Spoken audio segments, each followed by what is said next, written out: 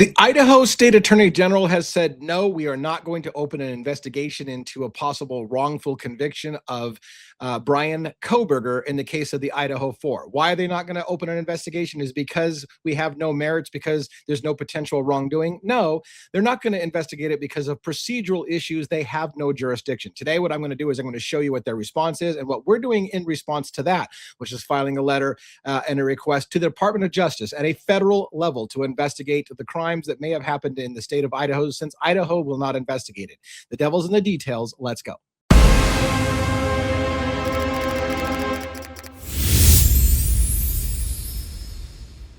All right, welcome to another edition of Devils in the Details. This is another episode on Monday, which is about the Idaho 4 case. On Tuesday, Wednesday, Thursday, and Friday, we cover other cases that this channel covers, but this is the Monday edition. This is on Idaho 4. And so today's letter I'm going to share with you is a letter back and forth. This is a letter response from Idaho's Attorney General, Raul Labrador, saying, no, we're not going to investigate Moscow Police Department or anyone involved in that crime because we don't have jurisdiction. File the request with the right person. That right person, by the way, who they told me to file the investigation request is to ask Bill Thompson. Ask Bill Thompson to investigate Moscow Police Department. No, sir. No, sir, we will not ask Bill Thompson to investigate this case, and you should know why. So the next step for us to do is to ask the Department of Justice at a federal level to come in and investigate the constitutional rights that may have been violated against Bryan Kohberger. If you don't understand why and you think I'm a complete moron, maybe you should bone up on this case a little bit. I got tons and tons of videos. Make sure you like and subscribe right now if you're even remotely interested in this case. And the legal fight that's happening, the posture that's happening as we as the public demand accountability, transparency, and some answers that were never given to the public. If you believe in that kind of thing and you want to know the answers, you don't want to, if you don't think there's something right in this case about why a person would maintain factual innocence for 3 years of a trial and then last second change his plea to guilty, if that smells wrong to you, make sure you like and you subscribe right now to this channel so you do not miss the ongoing fight, because this is going to be a hell of a ride, I believe. So buckle up. All right. First thing I want to do is I want to point out where you can donate, and then we'll get into reading the letters from Idaho to us and the letter that we're filing in response to the Department of Justice. Here's our public records campaign. This is if you want to support the letter writing. There's a lot of money involved in sending certified letters like the one that we're sending to the Department of Justice on today, right? Today, as this video comes out, I will be at the post. As this video is airing, I'll be on my way to the post office to deliver a certified letter to the Department of Justice that I'm going to read to you in just a moment. Here then is the public records campaign on the GoFundMe site. You can go there to the support transparency in Moscow, Idaho. I can also pull up, for example, on screen, not the Twitter, the QR code, for example. So maybe if you want to scan that with your phone, you could do that as well. That's just one option. All right. So what we're going to do now is we're going to put up on screen the actual letter from Idaho first. All right. This is the letter from Idaho. Now, if you haven't already seen, I've got lots of videos where I read the letter that we sent to Idaho. We're asking for them to open an investigation into potential exculpatory information that was withheld from the defense. Specifically, I gave them information about the screams that were heard between 2:30 and 3:30 in the morning, and the utter lack of screams that are heard during the time that they say the murders happened. In fact, the prosecution pointed it out on the PCA that you could hear a thud and a dog bark from next door, but no screaming whatsoever. And yet you can hear tons of screaming between 2:30 and 3:30 in the morning, which they will try to argue, you can't tell where those screams are coming from. Funny, you can tell us definitively that the thud and the dog barking is from next door at the house where the murders are happening, but not the screams. Anyways, the screams that don't happen at the time that you say they did.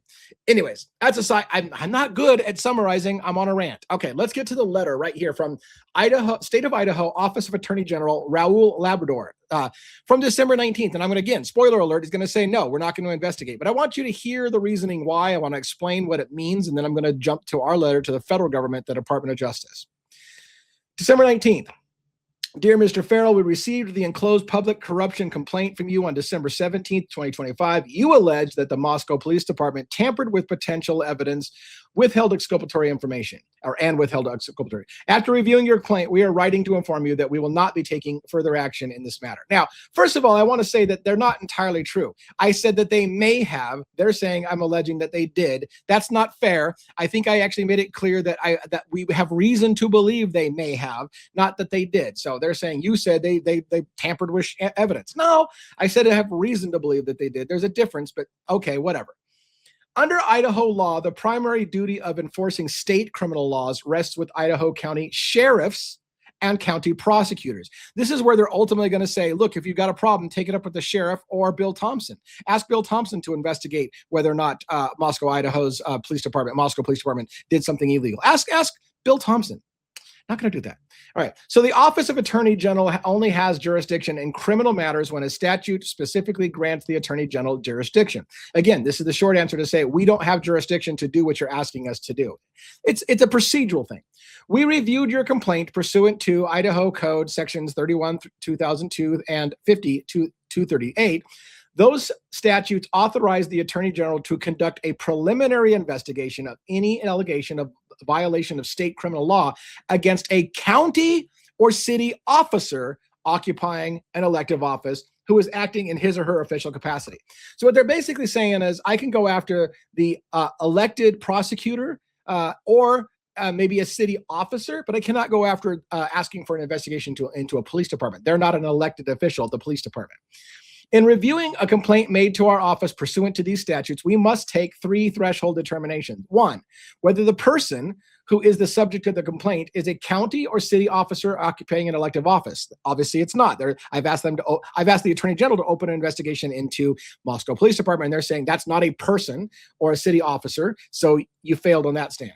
2, whether the officer in question was acting in his or her official capacity. Well, we already failed that because they're saying you didn't ask for an officer, you asked for a department. And 3, whether the acts described in the complaint constitute a potential violation of the state criminal law. For the first requirement, the only elected county officers are the sheriff, clerk, assessor, prosecuting attorney, treasurer, coroner, and members of the board of the county commissioners. The only elected city officers are the mayor and the members of city council. So in other words, they're telling me who I can go after. The letter is actually telling who I can go after. I can file a complaint with the prosecutor. I can ask the prosecutor to open up an investigation. I can ask the city council, anyone who's elected, the mayor. I can get those people involved, but I can't ask any investigation of the Attorney General to open up an investigation on an unelected official such as the Moscow Police Department. We do not have jurisdiction to investigate the allegations in your complaint because those allegations do not satisfy the first requirement. Your allegations are not against an elected county or city officer. If you believe someone violated an Idaho statute, you can contact the county sheriff or the county prosecuting attorney. Is that Bill Thompson? In the county where you believe the crime occurred. That would be Bill Thompson. So yeah, I can contact Bill Thompson if I think there's a problem with this case. You can also contact the Idaho State Police. Well, we did send a copy of this complaint to the Idaho State Police. Now, here's the problem. What I did is I sent a copy of this letter asking the Attorney General to open a complaint and then sent a copy to Idaho State Police. One might argue I didn't ask the Idaho State Police to open an investigation. I asked the Attorney General and copied Idaho State Police. So maybe they will start to open an investigation because it's going to the Idaho State Police. Although I'm beginning to wonder how that's not just an entity and not a person either. Anyways, the point being is that we did send a copy to the Idaho State Police. But the good news was what they did tell us was, look, they told us where you need to send it.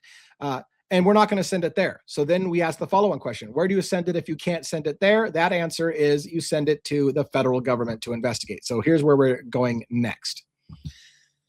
This is our letter, and I'm going to read it to you and explain it to you for this day's subject.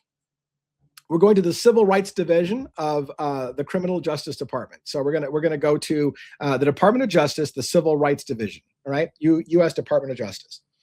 To whom it may concern. Now, this has got some legal parlance. This is going to be written with a combination of my own wording and legal advice from various places to kind of get the wording right. I'm not a lawyer. I'm doing my best that I can, but this is a conversation I've had, right? With what can we say and what can't we say to try to get the most traction. And this is what we came up with. So cross your fingers. This is where we start. I write to respectfully request that the United States Department of Justice Civil Rights Division review potential violations of the 14th Amendment Due Process Clause arising from the investigation and prosecution of Bryan Kohberger in Latah County, Idaho. This is the kicker. This is why we're going to the federal government. It is potentially a violation of a person's 14th Amendment right to due process. Bryan Kohberger's due process was robbed when exculpatory information was withheld. Prejudicial documentaries were put on TV telling everybody in America why he was guilty before he ever got to set foot in the courthouse. Lots of different reasons why Bryan Kohberger's 14th Amendment due process rights. He was not given a fair trial, and therefore we're asking for the federal government to look at this as a civil liberties violation potential. This request is not submitted to contest the factual merits of the case or to relitigate guilt or innocence. Rather, it raises serious concerns regarding whether constitutional safeguards governing fairness, disclosure obligations, and the voluntariness of a plea decisions were adequately protected in a prosecution carrying exposure to capital punishment. What is that complex sentence saying? When death is on the line, we are afraid that the fear of death penalty led somebody to basically involuntarily plead guilty because they were afraid of the death penalty. It's hinting that that's what we think may have happened here. Summary of due process concerns.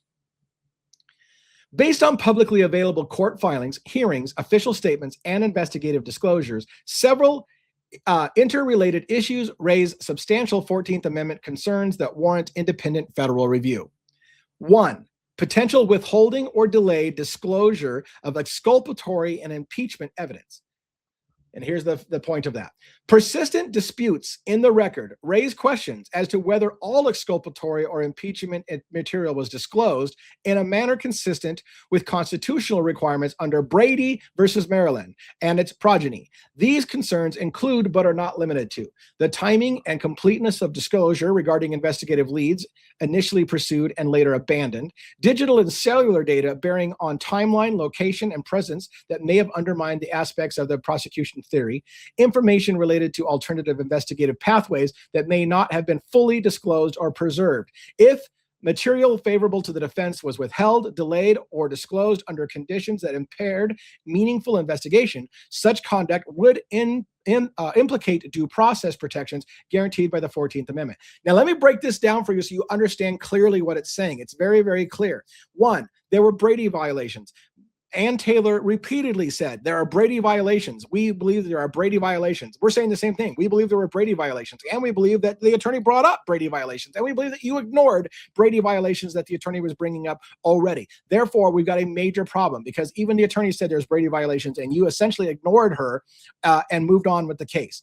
The timing and completeness of the investigative leads were not given to the defense in a timely manner. Ann Taylor repeatedly said days before her client pled guilty in that courtroom that I have not had time to review the discovery. I have not had enough time. At the plea deal, yes, Ann Taylor had to say to the judge's question, have you had plenty of time to review discovery? It was a tense moment where he almost laughed on the stand asking for it, in my opinion, saying, did you have plenty of time to do it? And he was smirking because he knows just 2 days ago, or maybe even less than 2 days ago, Ann Taylor said, I have not had enough time to review all the discovery. But if you want the plea deal to come in, which had to come in right at the last minute, or it was no plea deal going to be offered. That was a last minute plea deal. In order to have the plea deal go through, that client had to say that, yes, I'm doing this voluntarily. Nobody pressured me, and my defense had plenty of time to make a defense. Therefore, Ann Taylor is required, if she wants her client to get the plea deal offered and accepted, she has to say, yeah, I had plenty of time to review the evidence, but she just said days before she did not have. I think she was coerced into accepting what her client wanted, which is to get a plea deal to avoid the death penalty. And so she said, whether she wanted to or not, yeah, I've had time. Now that's what they're going to try to use as a loophole. Well, your attorney said you had plenty of time, so now you're going to try and come and say, what, did your attorney lie? Did she not have plenty of time? She said that's how they try to get around this. They make you make a statement where you're impeaching yourself if you change your mind. I thought I asked you, did you have enough time? And you said you did, so you can't change your mind. But we think she was coerced into saying, for the right of her attorney, yeah, I've had time to review the discovery, because that was the only way to get her a client off of the death row. If material favorable to the defense was withheld, and I believe it was, delayed, which I believe it was, or disclosed under conditions that impaired meaningful investigation, which I believe it was, and in other words, they didn't give Ann Taylor all of the stuff that she needed to make a proper defense, so therefore she couldn't make a proper defense, therefore plea deal was the only option left on the table. Such conduct would implicate due process protections guaranteed by the 14th Amendment, and that's the basis of our argument. Number two, you can stop this and just turn off my volume if you want and read the letter yourself. But this is what I do. It's a commentary reaction channel, so bear with me. Number two, investigative narrowing and risk of confirmation bias was a problem in this case. Available information suggests that the investigation may have narrowed rapidly towards a single suspect. While investigative focus alone is not improper, due process concerns arise when early assumptions potentially shape evidence interpretation, investigative scope, or disclosure decisions, particularly in a case of this magnitude. Now, what we're saying is basically at the point that the FBI told Moscow Police Department, you should look into Bryan Kohberger, that's where every part of that investigation went. They stopped following up on leads, they stopped looking in different directions, and they went after Bryan Kohberger because that's who the FBI told them they should be looking into. That would be a problem if they narrowed their focus improperly to one individual and excluded other people simply because they were told who they should be looking for, wink, wink, nod, nod. All right? Reliability and presentation of digital and forensics evidence. You should know where this is going, but we'll break it down anyways.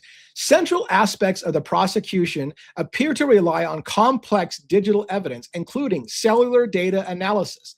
Expert disagreement regarding the reliability, limitations, and margins of error associated with such evidence raises questions as to whether those limitations were fully disclosed and fairly presented both to the defense and the counsel. Remember, Cy Ray is not just an expert, but literally the expert on cell phone timing advance records. He's testified in hundreds of cases for the prosecution. Only one time in his entire life did the guy who literally wrote the book on cell phone timing advance records and wrote the software that law enforcement departments use to analyze cell phone timing advance records. Only one time in his life has he come out and said, on behalf of Bryan Kohberger and his defense team, you guys are lying about what you said happened on Bryan Kohberger's cell phone. I want to be able to give my expert opinion on why you're lying. And he's never done that.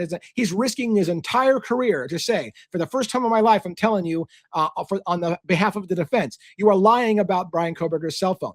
Judge Hippler called Cy Ray a conspiracy theorist and didn't allow him to testify. That is a major problem. It should be a problem for the Department of Justice. It should be a glaring red flag. Now, this letter doesn't have those specifics. Notice I don't mention Cy Ray. I don't mention all the specifics about the fog lights on the car that were wrong or the wrong year identified on the Hyundai Elantra of 2011 to 2013 versus Brian's car, which was actually a 2015. I don't mention all the specifics. I'm doing very, very broad strokes. These things exist. If you want to know more, I'll provide more. But they don't want to read a whole big, huge letter that they might just say no to right off the bat. So if they want to know more, they can ask more, and we will provide them more. Number 4, cumulative conditions affecting the voluntariness of the guilty plea. Although Mr. Kohberger ultimately entered a guilty plea, the voluntariness of the plea must be assessed in light of the totality of circumstances. In this matter, several factors raise concerns as to whether the plea reflected an uncoerced admission of guilt, or whether it may have been influenced by cumulative systemic pressure, including exposure to the death penalty, ongoing disputes regarding discovery completeness and evidentiary transparency, disputed forensics methodologies essential to the prosecution's theory, extensive pretrial publicity, and the formation of public narrative prior to adjudication, and the absence of independent merits-based review of alleged investigative or prosecutorial misconduct at a state level. Where the risk of capital punishment is combined with unresolved constitutional questions, a plea decision may reflect coercive structural pressures inconsistent with the 14th Amendment's requirement that guilty pleas be knowing, voluntary, and the product of a fair process. So what it's saying is, for all of you MFers out there who say, Bryan Kohberger pled guilty and he said he did it, it's fucking over, he did it. What this is saying is, there's an actual avenue of the law that says, yes, some people plead guilty to things they didn't do because they have to, because they have fear of the death penalty. They got an unfair trial. The people were hiding exculpatory information, and they'd already been condemned and damned in the public eye through various documentaries that said they're guilty. That's exactly what happened in Bryan Kohberger's case, in my opinion. That's exactly what happened. So what they're saying is there are certain circumstances in which a person pleads guilty to things that they didn't do because of all those fears of an unfair trial. Public's already made up their mind and they're going to be executed. And so they plead guilty to save their life. In that case, that's a constitutional violation of due process. And then last point on that, up above, number 5, lack of independent state level oversight. Efforts to seek review of the alleged misconduct through the state mechanisms have been declined. That is referring to our letter to the Attorney General. We have asked the Attorney General of Idaho to look into the case, and they have declined. So that's what this says. Efforts to seek review of the misconduct through state mechanisms have been declined on jurisdictional grounds. Remember, they said we don't have jurisdiction to investigate that. Rather than resolved through merits-based inquiry. This lack of independent oversight heightens the importance of the federal review, where constitutional rights may be implicated and no effective state remedy is available. So what it's saying is the state told us we don't need to investigate that. We have no jurisdiction to investigate that. Go to somebody else. So we're going to somebody else, the federal government. The state has said they have no jurisdiction. So since there seems to be a breakdown in how to do this, the federal government must now get involved. Request for federal review. And again, it's a request. They can tell us to pack sand, and maybe they will. Again, anyways, request for federal review.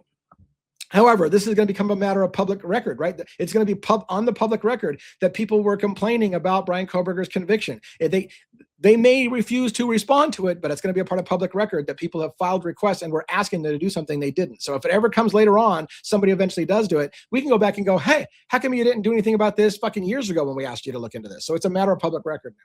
The final thing about the request, this is it, request for federal review.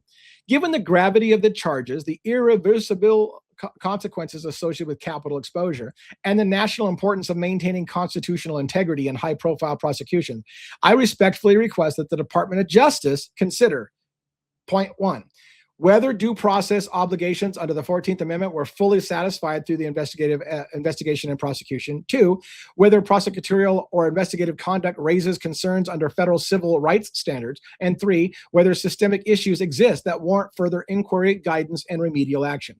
This request is submitted in the interest of constitutional accountability, public confidence in the judicial system, and the fundamental principle that even the most serious criminal prosecutions must proceed in strict compliance with due process. Thank you for your time and consideration. I am willing to provide citations to public records, court filings, or additional documentation that may assist in any preliminary review. That's where I'm saying, if you want the evidence of the screams that happened at 2:30 and the lack of screams that happened at 4, if you want the evidence that the car they call suspect vehicle number 1 has fog lights and Bryan Kohberger's car doesn't have fog lights, if you want the evidence that even Steve Gonzalez said, I think they cleared a bunch of people way too early, and there was other suspects that were cleared too early. All of those things can be presented as support for your early investigation, should you choose to investigate it. And the question is, will they ever choose to investigate it? I don't know. Respectfully, myself at the Devil's Advocates Group in Enterprise, Oregon, and there's my contact number. So now you're up to speed on the Devil's Advocates prong. There are other people going after that. I know Dago, True Crime Cafe, Dago's group is going to file a letter to the Department of Justice as well, or at least plans to do that as well. I know Lana from Truth and Transparency has been waging her own campaign. I don't know if she's gone to the federal level yet or not, but I know she's been going to the public records and fighting them out and doing appeals to the things that they're saying no to. I know that Jules from with True Crime Reactions on YouTube also has been doing lots of public records. In fact, it was Jules's request of information about that sound file from 2:30 to 3:30 in the morning where you hear those horrific screams that led me to get so blood-boiling mad that I decided to wage my own public records request and to go after my own thing. So a lot of us are attacking this from different angles. I do wish that we would all get together on the same page in some regards, but then in some regards I'm thinking, well, maybe a bunch of us pissing and moaning about the same thing is just as effective as a concerted, pronged approach. So maybe all of us doing it our own way, somebody will get it right.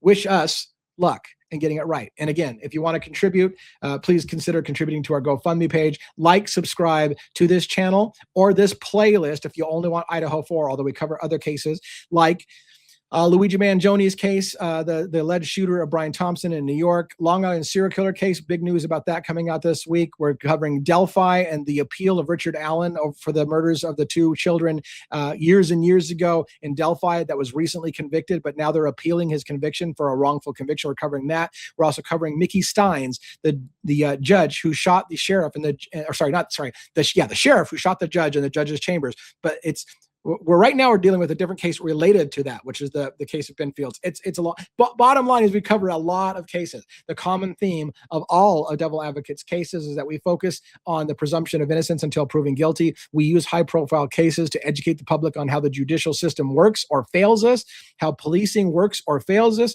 shines a light on mainstream media and their shaping of the narrative to tell people how to feel about a case before the convicted or the convicted, how the accused are guilty before they ever step foot in the courtroom. We fight against those things. If you believe in fighting against those things too, please watch this channel. We have attorneys, we have cops, we have professionals who are in the business who believe in the presumption of innocence until proven guilty. And I hope that you do too. Have a good day.